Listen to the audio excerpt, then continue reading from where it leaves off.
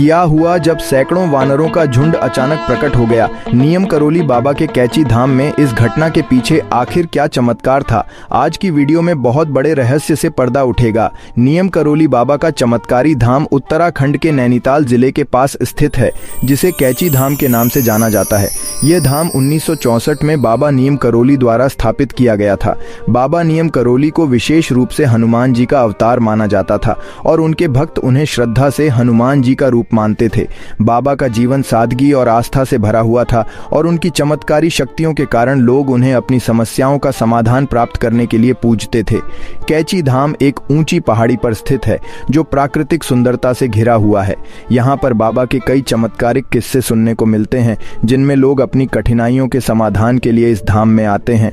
बाबा का आशीर्वाद प्राप्त करने के लिए लाखों लोग यहाँ आते हैं और कहते हैं कि जो भी सच्चे दिल से बाबा से कुछ मांगते हैं उनकी इच्छाएं पूरी होती हैं। सुनील जी और उनकी पत्नी बाबा नियम करोली के बड़े भक्त थे। हर साल वे अपनी बेटी लक्ष्मी के साथ कैची धाम आते थे, क्योंकि उन्हें यहाँ की शांति और संतुलन से विशेष आंतरिक शांति मिलती थी। सुनील और उनकी पत्नी का परिवार धीरे धीरे बढ़ा और उनकी एक प्यारी सी बेटी लक्ष्मी हुई, जिसे उन्होंने नाम दिया लक्ष्मी। जब लक्ष्मी 9 साल की हो गई तो जैसे हर साल सुनील और उनका परिवार इस बार भी कैची धाम पहुंचे, लेकिन उस बार उनके जीवन में एक बड़ा मोड़ आया। लक्ष्मी के साथ एक अप्रत्याशित घटना घटित हुई, जिसने उनकी पूरी जिंदगी को बदल दिया।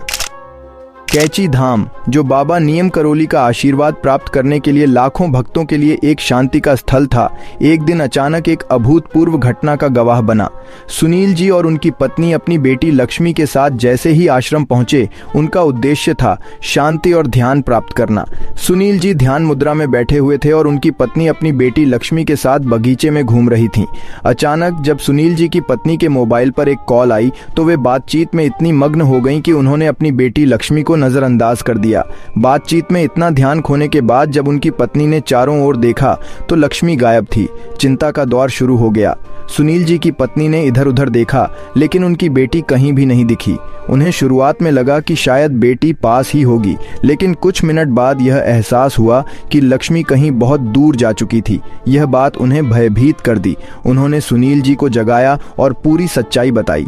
अब दोनों की धड़कनें तेज हो गईं और उन्होंने पूरे आश्रम में, बगीचे में और आसपास के क्षेत्र में अपनी बेटी को ढूंढना शुरू किया, लेकिन उन्हें लक्ष्मी का कोई पता नहीं चला। इस हालत में दोनों ने चिंता और भय के बीच अपनी बेटी की तलाश जारी रखी, लेकिन निराशा हाथ लगी। कैची धाम एक ऊंची पहाड़ी पर स्थित है और चारों ओर घना जंगल है।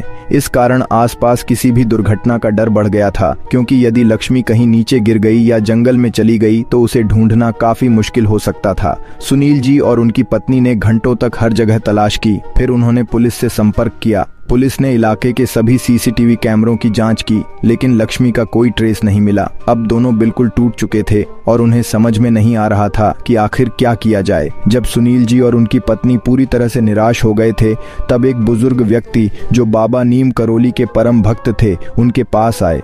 यह व्यक्ति उन्हें समझाने लगे कि भगवान पर विश्वास बनाए रखें। उन्होंने कहा, आपका दुख और घबराहट बाबा को नहीं दिखाने देना चाहिए। अब रोना धोना छोड़कर बाबा से प्रार्थना करें।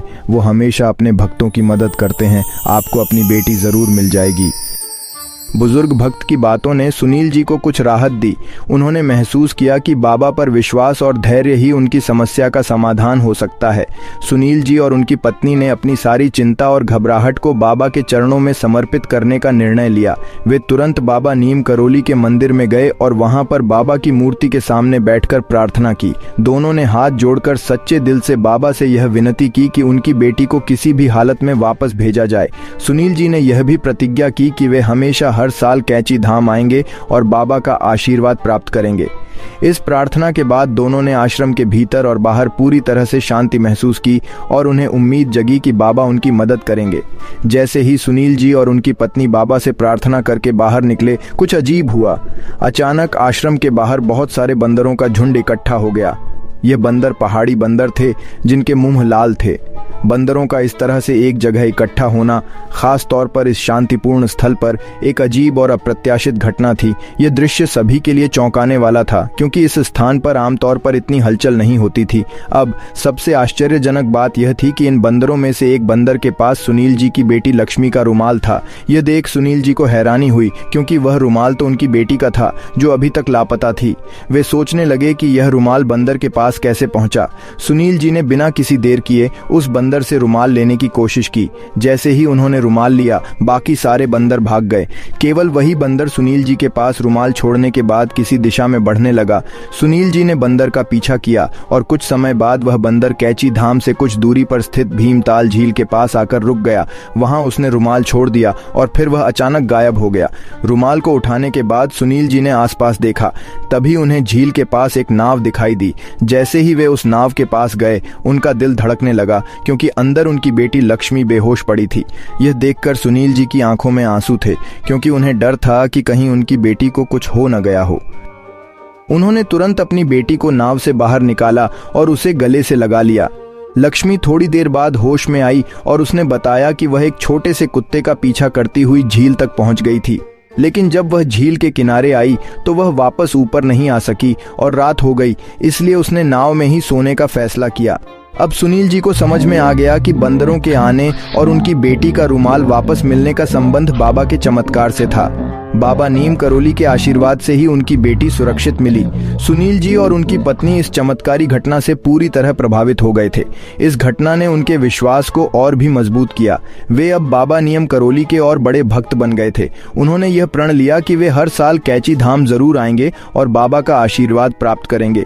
इस घटना ने यह सिद्ध कर दिया कि बाबा नीम करोली का आशीर्वाद सचमुच चमत्कारी है और वे अपने भक्तों की मदद करते हैं। सभी भक्तों का कहना था कि बंदरों का झुंड और रुमाल का मिलना एक चमत्कारी घटना थी, जो बाबा के आशीर्वाद से ही संभव हो पाई। यह घटना आज भी कैची धाम के भक्तों के बीच एक प्रसिद्ध चमत्कारी किस्से के रूप में जानी जाती है। यह चमत्कारी घटना न केवल सुनील जी और उनकी पत्नी के लिए, बल्कि सभी भक्तों के लिए एक प्रेरणा है। यह दर्शाती है कि जब हम अपने दिल से विश्वास करते हैं और ईश्वर की कृपा में विश्वास रखते हैं, तो हमारी समस्याओं का समाधान चमत्कारी तरीके से हो सकता है। अगर आपको यह वीडियो पसंद आई हो तो कृपया लाइक करें और चैनल को सब्सक्राइब करके बेल आइकन दबाएं, ताकि आप ऐसी और चमत्कारी घटनाओं के बारे में जान सकें। आपका क्या मानना है कमेंट में जरूर बताएं, और अगर आपको इस प्रकार के वीडियो देखना बहुत ज्यादा पसंद है तो आप हमारे चैनल को सब्सक्राइब कर सकते हैं। और साथ में ऐसे कई सारे वीडियो हमारे चैनल में है, आप उन्हें जाकर भी देख सकते हैं। ऐसे कई सारे वीडियो हम आए दिन लाते रहते हैं, इसलिए चैनल को सब्सक्राइब करना बिल्कुल भी ना भूलें।